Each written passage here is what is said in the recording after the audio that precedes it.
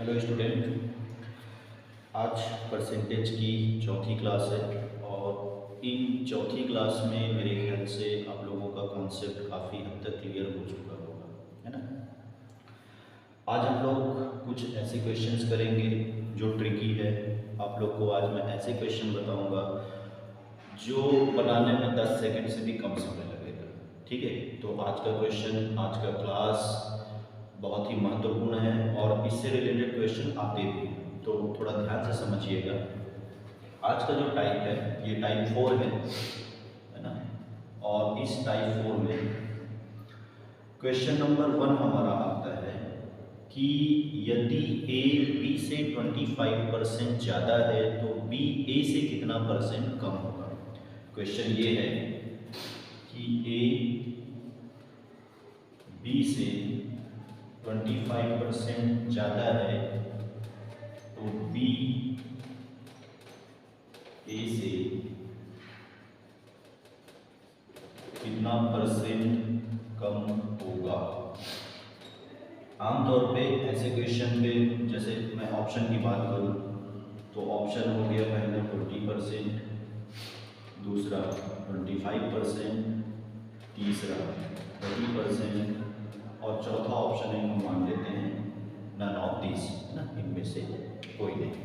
ठीक है, तो देखिए आमतौर पे लोगों को ऐसा लगता है कि भाई ए बी से 25% ज़्यादा है तो बी ए से 25% कम ही होगा। अधिकतर मैक्सिमम बच्चे जो है जो इस चैप्टर को नहीं पढ़ते, जो इस टॉपिक को नहीं पढ़ के जाते, उनको ऐसा लगता है कि उन्होंने 25% को मारा और उन्होंने सही बना के आया। ऐसा नहीं है ना। जैसे ऐसा कॉन्सेप्ट आपको नहीं लगाना है कि मेरे पास ए से 10 रुपये ज़्यादा है तो ए के पास मेरे से 10 रुपये कम, ये उस टाइप का कॉन्सेप्ट नहीं है। यहाँ पे आपको सिंपली एकदम सिंपल से क्वेश्चन है, ठीक। ए बी से 25% ज़्यादा है तो बी ए से कितना परसेंट कम होगा। तो ऐसे क्वेश्चन में आपको क्या करना है, एक ट्रिक यूज करना है, बहुत ही इंपॉर्टेंट ट्रिक है।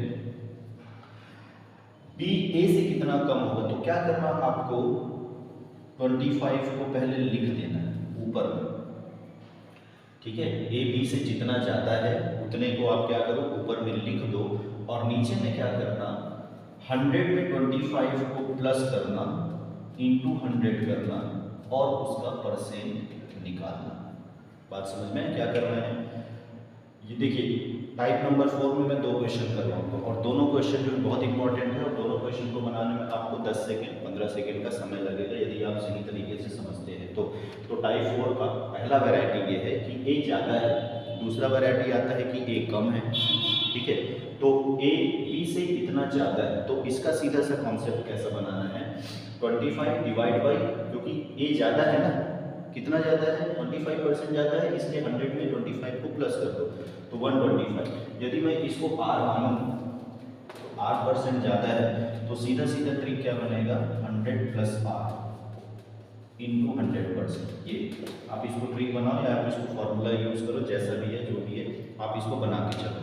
ठीक, 25% ज़्यादा है तो 25% ज़्यादा हुआ तो 25 आपको क्या करना, ऊपर में लेके आना है, नीचे में क्या करना है 100 प्लस 25 इंटू 100%। अब देखो 25 20 तो रिजल्ट क्या मिला 20% कम, मतलब आंसर क्या मिलेगा आपका, ये मिलेगा, ये नहीं मिलेगा।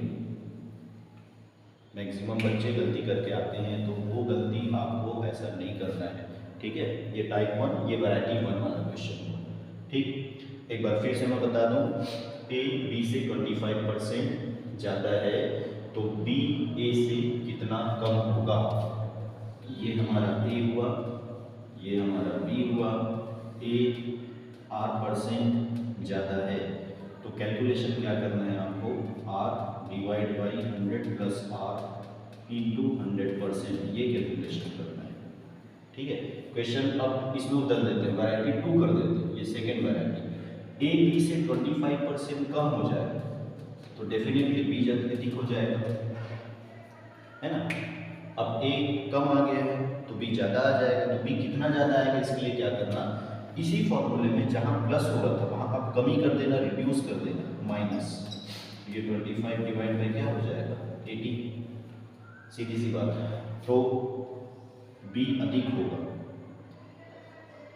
R divide by 100 minus R into 100%, है ना। A अधिक है तो B कितना कम होगा, ऊपर वाला फॉर्मूला याद रखना, और A कम है तो B कितना अधिक होगा, नीचे वाला याद रखना। तो इस तरीके से ये क्वेश्चन बनाने में आपको मुश्किल से 10 से 15 सेकंड का समय लगने वाला है। और ऐसा क्वेश्चन जो है एग्जाम में आ चुका है, पहले भी ये क्वेश्चन आ चुका है और अभी भी इसके आने के चांसेस बढ़ते हैं। तो इस तरीके के क्वेश्चन को थोड़ा सा आपको ध्यान में रखना है, ठीक है। सेम वैरायटी का क्वेश्चन होता है कि यदि किसी भी पदार्थ का मूल्य हम बढ़ा देते हैं तो खपत कितना कम करना पड़ेगा। जैसे घर में क्या होता है कि घर में हम शक्कर इस्तेमाल करते हैं, ठीक, महंगाई का ज़माना है तो मूल्य में वृद्धि होती है, तो बजट को बैलेंस करने के लिए हम क्या करते हैं, चीज़ों में कमी कर देते हैं, है ना। जैसे आप लोग अपने घरों में देखिएगा कि मान लो चीनी का मूल्य बढ़ गया, है ना, चीनी का मूल्य बढ़ गया तो बजट उतना ही हमको चीनी के लिए जितना पैसा लगाना है, जैसे मान लो आपके पास चीनी के लिए बजट है 50 रुपीज़ और आपको चीनी के लिए 50 रुपये ही लगाने हैं और चीनी का मूल्य बढ़ गया है, तो क्या करना पड़ेगा, आपको उसकी खपत कम करनी पड़ेगी। तो कितनी कम करनी पड़ेगी, तो सेम वैरायटी का क्वेश्चन। ये क्वेश्चन कैसा आता है, क्वेश्चन ऐसा दे देगा, घुमाने के लिए चीनी का मूल्य यदि 25% बढ़ गया तो खपत कितना कम करना होगा, ठीक है। मूल्य वृद्धि नहीं रखना, मतलब ये मूल्य वृद्धि नहीं, मतलब ये है कि जो आपका बजट है वो उतने का उतना ही रखना है, ठीक है। तो इसमें भी क्या करना है, खपत में कमी, खपत में कमी कितनी हो जाएगी, 25 डिवाइड बाई, ये बढ़ रहा है ना, 125 इंटू 100%, तो ये 20%। तो जहाँ पर आप 100% चीनी इस्तेमाल कर रहे हो वहाँ पे आपको 20% चीनी कम करनी होगी, मतलब चीनी को क्या करना पड़ेगा, 80% करना होगा। जैसे मान लो सेम क्वेश्चन को हम थोड़ा सा और बढ़ा देते हैं, ठीक है। मैं अपने घर में 4 किलोग्राम चीनी इस्तेमाल करता हूँ, मान लो मेरे घर में 4 किलोग्राम चीनी इस्तेमाल होता है, ठीक। 1 किलोग्राम चीनी का मूल्य जो है वो 50 रुपये है, तो 4 किलोग्राम चीनी के लिए मैंने बजट कितना रख लिया, 200 रुपये। मान लो मेरे घर में 4 किलोग्राम चीनी का इस्तेमाल होता है और 1 किलोग्राम चीनी का मूल्य मान लो 50 रुपये है, तो कुल मिला के 200 रुपये का चीनी बनता है, ठीक है। तो अब ये क्वेश्चन ऐसा होता है कि मान लो 25% का इंक्रीमेंट हो जाए, 50 रुपये का आप 25% बढ़ा दो, 50 रुपये का 25% कितना होगा, 50 रुपये का 25% डिवाइड बाई 100, तो 12.5 रुपीज़, मतलब ये 50 रुपये में 12.5 रुपीज़, और तो ये चीनी का मूल्य आ जाएगा 62.5 रुपये। अब 1 किलोग्राम चीनी कितने का मिलेगा, 62.5 रुपये का मिलेगा।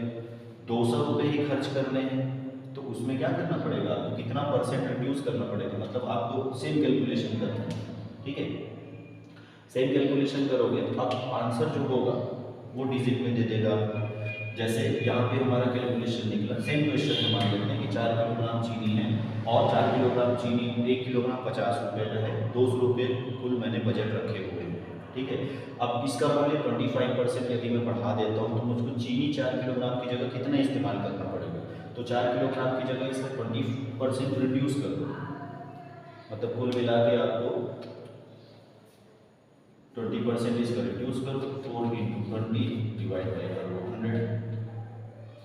तो ये 4/5%, तो 4 इंटू 4/5 किलोग्राम, ना 3 पॉइंट समथिंग इतना किलोग्राम आपको कुछ करना पड़ेगा, ठीक है। तो ये जो क्वेश्चन रहता है इसमें इस तरीके का थोड़ा सा क्वेश्चन घुमाया भी जा सकता है। ये क्वेश्चन बताने के पीछे मेरा उद्देश्य यही है कि क्वेश्चन घूमता है तो आपको वहाँ नहीं घूमना है।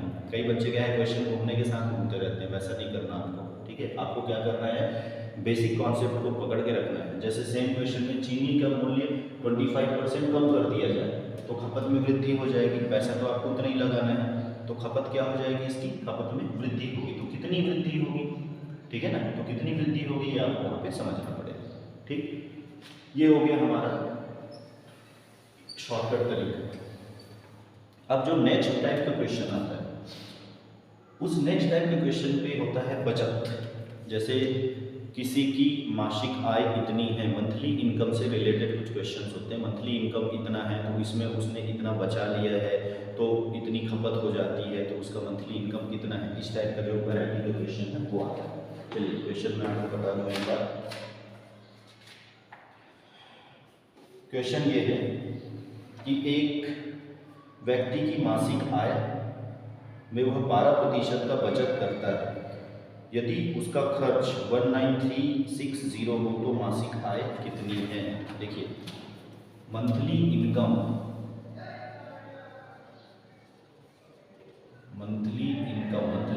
में 12% वो सेविंग कर लेता है, और उसका जो एक्सपेंसेस है, उसका जो खर्च है, वो खर्च कितना है 19360 रुपीज़ का उसका खर्च होता है।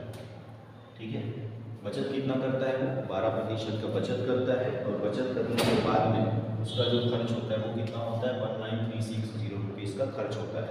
तो उसका मंथली इनकम हमको बताना है। तो यहाँ पे क्या कर लो, आप मंथली इनकम कुछ मान के चलो। कई लोग मंथली इनकम 100 मानते हैं, कई लोग 1000 मानते हैं। वैसा नहीं करना। मंथली इनकम क्योंकि हमको निकालना है तो हम मंथली इनकम एक फिक्स अमाउंट नहीं ले सकते, है ना। अधिकतर लोगों को मैंने देखा है कि मंथली इनकम को 100 रुपीज़ मान के बनाते हैं इस क्वेश्चन को। वैसा नहीं करना। आप क्या करो, आप इसको x रुपीज़ मान के चलो। तो x का 20% तो उसने बचा लिया। तो यदि x 100 रुपीज़ है या 100% है तो उसका 12% उसने बचाया। तो बचा कितना 88%, है ना, 88। तो 88% of x is equal to 19360। ये जो क्वेश्चन होता है, इस टाइप का जो भी क्वेश्चन है, देखिए सारे के सारे क्वेश्चन में ट्रिक आप इस्तेमाल नहीं कर सकते। कुछ क्वेश्चन ऐसा होगा जहां आपको समझना पड़ेगा क्वेश्चन। आप क्वेश्चन को पढ़ेंगे, आपको क्वेश्चन समझ में आएगा, उसके बाद में आप उसका एक लॉजिक बनाओगे। ठीक है, मैं ये नहीं बोलूँगा कि मैं सारे क्वेश्चन की ट्रिक बताऊंगा। और यदि कोई टीचर आपको ऐसा बोलता है कि सारे क्वेश्चन में ट्रिक लगेगा, तो फिर वो आपको बेवकूफ़ बना रहा है। सारे क्वेश्चन में आपको ऐसा बिल्कुल नहीं है। आप कुछ क्वेश्चन ऐसे हैं जो आपके लॉजिक पे डिपेंड करता है ना। जैसे इससे पहले वाला जो क्वेश्चन था वो ट्रिकी क्वेश्चन था। यदि वो क्वेश्चन आया तो समझ में आ गया, हाँ भी सर ने ऐसा बताया, हमको ऐसा कर लेना है। ठीक, लेकिन यदि इस टाइप का कोई क्वेश्चन आता है तो इस टाइप के क्वेश्चन पे एकदम सिंपल से, या तो आप इसको ट्रिक मान लो कि इतना तो बचाया, तो बाकी जो बचे, जैसे 100 रुपये में से 12 रुपये उसने बचा लिए, तो 100 में से 12 रुपये बचाने के बाद में 88 रुपये जो होगा वो खर्च हो। उसी तरीके से 100 में से 12% उसने बचा लिया, तो बचा कितना 88%। 88% ऑफ x दैट इज 19360, ये खर्च हो रहा है। तो ये हो जाएगा 88 divide by 100 into x is equal to 19360। So x is equal to 19360 into 100 divide by 88। ये आपका मिल गया एक्चुअल जो मूल्य आना चाहिए, वो एक्चुअल मूल्य यहाँ पे मिल गया। ठीक है, तो इस तरीके से आपको ये क्वेश्चन को थोड़ा सा बना के दे दें। ठीक, इसी तरीके का एक और क्वेश्चन है जो मैं डिस्कस कर रहा हूँ। एक टेबल के मूल्य में 8% की कटौती करने पर इसका मूल्य 4600, तो इसका अंकित मूल्य कितना होगा। एक टेबल है, या टेबल की जगह चेयर ले लो या कोई भी चीज़ ले लो, उसका मूल्य जो है आपको 8% कम करना है, काट देना है। जैसे मान लो टेबल का मूल्य 100 रुपये है, तो 100 रुपये में से 8% आपने डिस्काउंट दे दिया है ना। तो इस तरीके का, तो टेबल के मूल्य में 8% आपको काटना है। तो मान लीजिए टेबल का मूल्य जो है वो x है, और x का 8% आप हटा दो, तो बचा कितना 92% of x is equal to, ये बोल रहा है 4600 रुपीज़। ठीक है, 8% की कटौती हमने कर दी है, तो 8% की कटौती करने के बाद में क्या बच गया 92% बचा ना। तो ये 92% दिख रहा है आपको 4600 के फॉर्म में। तो ये हो जाएगा 92 divide by 100 into x is equal to 4600। तो x is equal to 4600 into 100 divide by 90। तो ये आपका एक्चुअल मूल्य यहाँ पे मिल जाता है। ठीक है, इसको इस तरीके से आप सॉल्व कर सकते हैं। ठीक है, इसको आप सॉल्व करेंगे तो क्या मिलेगा, इसका आंसर आता है 5000। अच्छा, ऐसे क्वेश्चन को हम ऑप्शन में जाके भी टिक मार सकते हैं। जैसे हमारा पहला ऑप्शन 5000 आ गया, जैसे हमारा दूसरा ऑप्शन कुछ और आ गया, तीसरा ऑप्शन कुछ और आ गया, चौथा ऑप्शन कुछ और आ गया। देखिए, ये तो बेसिक कॉन्सेप्ट से आपका क्वेश्चन बनता है। ठीक, अब यदि एक्चुअल मूल्य 5000 है तो 5000 का आप क्या निकाल लो, 8% निकाल लो। तो 5000 का 8% जब आप निकालोगे, लेकिन हाँ, इसके लिए परसेंट निकालते आना चाहिए। मैंने जो पहला क्लास बताया परसेंट कैसे निकालेंगे, वो क्लास बहुत ही महत्वपूर्ण है, और वो क्लास ऐसा है कि वो सबको आना चाहिए परसेंट निकालना। ठीक है, जब आप लाभ हानि वाले क्वेश्चन पे जाते हो या अलग, क्योंकि परसेंट ऐसा है जो हर जगह पे कहीं ना कहीं काम आता है। ठीक, तो जिन्होंने पहला वीडियो नहीं देखा है परसेंट कैसे निकालेंगे, वो परसेंट कैसे निकालेंगे वाला पहला वीडियो जरूर देखो। उसमें आपको बेसिक कॉन्सेप्ट है, एकदम कोई बहुत बड़ा रॉकेट साइंस वहाँ पे नहीं है। परसेंट आपको कैसे निकालना है वो मैंने डिटेल में बताया है। ठीक है, 5000 का हम 8% निकालते हैं। 8% मतलब 8/100, तो ये आ जाता है आपका 400। ठीक है, अब 5000 में 400 यदि आप माइनस करोगे तो ये अमाउंट आपको मिलेगा सीधे सीधे। ठीक है, उतना क्या करना है, एक्चुअल रेट में क्या कर देना है, 400 कम कर देना है। तो जब आप 400 कम करोगे तो आपको इतना अमाउंट, कौन सा अमाउंट, 4600 वाला अमाउंट आपको मिल जाता है। ठीक है, तो ये क्वेश्चन जो है वो इस तरीके का बनता है। चलिए अगला क्वेश्चन देखते हैं। एग्जाम से रिलेटेड क्वेश्चन है। अगला क्वेश्चन जो है वो एग्जाम से रिलेटेड है। मैं सारी वैरायटीज का एक एक क्वेश्चन आपको बताता हूँ ताकि आप बनाते समय उस वैरायटी को लेके बनाते रहो। जैसे खपत वाला क्वेश्चन है, आप नोट्स बनाओ। खपत वाले क्वेश्चन के 4-5 क्वेश्चन आपने बना लिए, काम खत्म हो गया। आप जब तक एग्जाम देते रहोगे, जो भी एग्जाम दोगे, चाहे आप रेलवे का दो, चाहे एसएससी का दो, चाहे पीएससी का दो, चाहे यूपीएससी का दो, आप कोई भी एग्जाम दो, वो नोट्स आपको परमानेंटली काम आने वाला है। यहाँ पे क्लास सिर्फ ऐसा नहीं है कि हम सिर्फ एसआई के लिए क्लास दे रहे हैं। हाँ, हमारा प्राइमरी फोकस जो है वो सिर्फ एसआई है, पर यहाँ जो आपको क्लास मिल रही है वो क्लास आपके सारे एग्जाम के लिए है। जैसे कुछ लोगों को ऐसा लगेगा कि नहीं भाई ये लोग एसआई के लिए दे रहे हैं, ऐसा नहीं है ना। हम लोग क्या दे रहे हैं, हम लोग पीएससी के लिए भी दे रहे हैं, हम लोग यूपीएससी के लिए भी दे रहे हैं, हम लोग एसएससी, क्योंकि आपका सिलेबस लगभग सेम होता है। चाहे सारे सब्जेक्ट में कहीं ना कहीं 20-30% सिलेबस का हेरफेर होता है। जैसे छत्तीसगढ़ पीएससी वाले क्या करेंगे, छत्तीसगढ़ पढ़ लेंगे, यूपीएससी वाले छत्तीसगढ़ नहीं पढ़ेंगे, उतनी डिटेल में तो नहीं पढ़ेंगे, वो साले ऑल ओवर इंडिया को पढ़ते हैं। ठीक है, तो इस तरीके से, लेकिन एप्टीट्यूड है तो वो सेम रहते हैं, सभी जगह एप्टीट्यूड आपका क्या रहेगा, सेम रहेगा। करेक्ट। चलिए अब हम आते हैं एग्जाम वाले क्वेश्चन। एग्जाम वाला क्वेश्चन कहता है कि एक स्टूडेंट को पास होने के लिए 36% पाने थे। ठीक है, पर उसने 24% पाए और 9 अंक से वो फेल हो गया। तो एक्चुअल डिजिट निकालना है कि उसको पूर्णांक जो होता है, डिजिट होता है, वो हमको निकालना है कि उसको पूर्ण अंक कितना था। बात समझ में है कि पेपर जो होता है वो पेपर कितने का रहा, इस टाइप का कुछ क्वेश्चन पूछ रहा है। ठीक, तो यहाँ पर हम मान के चलते हैं, क्वेश्चन में एक बार फिर से आपको बता दूँ। एक स्टूडेंट है, उस स्टूडेंट को पास होने के लिए 36% चाहिए था, लेकिन वो पाया कितना, 24%, और 9 नंबर से वो क्या हुआ, फेल हो गया। तो इसमें क्या कर लेना है, एक्स को एक अमाउंट मान लेना है। जैसे हम लोग क्या करते हैं, मैक्सिमम मार्क्स लेते हैं, 80 नंबर का पेपर है, 100 नंबर का पेपर है। अब यहाँ पे हमको वही तो निकालना है जितने नंबर का पेपर है। तो कुछ लोग ऐसा मान के चलते हैं कि मान लेते हैं 100 का है, वैसा गलती नहीं करना है। जो निकालना है उसको आप मान के मत चलो कि वो है, आप ये मान के चलो कि वो एक्स है। ठीक है, अब 36% उसको लाना था, 24% उसने लाया, तो दोनों के बीच में उसको डिफरेंस कितना मिल गया, 9 डिजिट का डिफरेंस मिल गया। 9 अंक से वो क्या रहा, फेल हुआ। सीधा सा कॉन्सेप्ट है, लाना कितना था 36, लाया कितना 24, तो इसका जो डिफरेंस आएगा वो कितना आएगा, 9 आएगा। तो कॉन्सेप्ट कैसा बना, 36% of x minus 24% of x is equal to 9। सीधी सी बात, ऐसा क्वेश्चन बना। 36% of x minus 24% of x equal to क्या मिला, 9।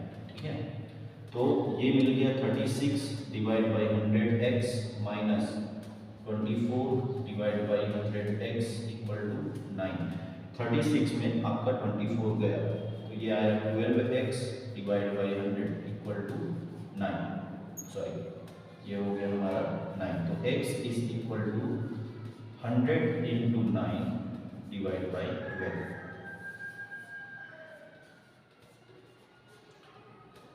अब इसको आप सॉल्व करो। ठीक है, कैसे सॉल्व कर लेना है, 75। तो ये रहा आपका पूर्ण 75 मार्क्स का आपका टोटल पेपर हुआ। ठीक है, इस तरीके के क्वेश्चन हैं। परसेंटेज वाले क्वेश्चन पे वैराइटीज बहुत है। मैं तो सबसे पहले सलाह यही देता हूँ लोगों को कि यदि आप कुछ बनाना चाहते हो और आपके पास इनफ टाइम है, जैसे किसी को 6 महीने बाद एग्ज़ाम देना है, किसी को 8 महीने बाद एग्ज़ाम देना है, तो सबसे पहला जो मेहनत है वो है आपके परसेंटेज के क्वेश्चन पे। आपको परसेंटेज के क्वेश्चन पे मेहनत करना होगा। ठीक है, यदि आपने परसेंटेज के क्वेश्चन पे मेहनत कर लिया, इसका मतलब ये है कि आगे की आपकी जो एप्टीट्यूड का जो राह होगा, एप्टीट्यूड का जो आगे का जो आपका रास्ता होगा वो बहुत आसान हो जाएगा। अधिकतर लोगों को मैंने देखा है कॉन्सेप्ट बनाने में और परसेंटेज निकालने में यहाँ गड़बड़ी कर देते हैं। आपका कॉन्सेप्ट यदि बन भी गया तो भी वो परसेंटेज निकालने में गलती करते हैं। ठीक है, तो आप ऐसी गलती नहीं करेंगे। परसेंटेज पे सबसे पहला जो हमारा, इसलिए मैं जब भी क्लास लेता हूँ मेरा पहला क्लास जो होता है वो परसेंटेज का क्लास होता है। सिंप्लीफिकेशन का क्लास हो गया, वर्गमूल का, घनमूल का, वो सब क्लासेस हम बाद में करते हैं। पहला क्लास जो है वो परसेंटेज का क्लास है, क्योंकि परसेंटेज से क्वेश्चन बनना ही है। 100% आप देख सकते हो कि जब भी कोई भी एग्ज़ाम आप दोगे, चाहे आप यूपीएससी का एग्ज़ाम दे दो या लोअर लेवल का कोई भी रेलवे का भी एग्ज़ाम यदि आप दोगे, तो परसेंटेज से रिलेटेड क्वेश्चन आएगा ही आएगा। या तो वो डायरेक्टली आएगा या फिर वो इनडायरेक्टली आएगा, है ना। और मैं तो इस बात की भी गारंटी दे रहा हूँ कि जो मैंने पढ़ाया है आप उतना अच्छे से कर लोगे तो भी एग्ज़ाम में आप जाके परसेंटेज के क्वेश्चन आराम से बना पाओगे। ठीक है, तो ये जो हमारा वीडियो रहा, ये जो हमारा परसेंटेज का क्लास रहा, ये क्लास आप मेहनत कीजिए, परसेंटेज के क्वेश्चन पे थोड़ा सा अच्छे से मेहनत कीजिए। परसेंटेज का क्लास जो है वो आपका 4 क्लास मैंने बता दिया है, 4 वीडियोस मेरे हैं परसेंटेज पे। आप चारों वीडियोस देखिए, अच्छे से देखिए, आपको वैराइटीज़ उसमें मिलती जाएगी। जहाँ ट्रिक की ज़रूरत थी वहाँ हमने ट्रिक अप्लाई किया, जहाँ कॉन्सेप्ट का ज़रूरत था वहाँ हमने कॉन्सेप्ट अप्लाई किया। ठीक है, फिर मिलेंगे अगली क्लास के साथ में, तब तक के लिए बाय बाय।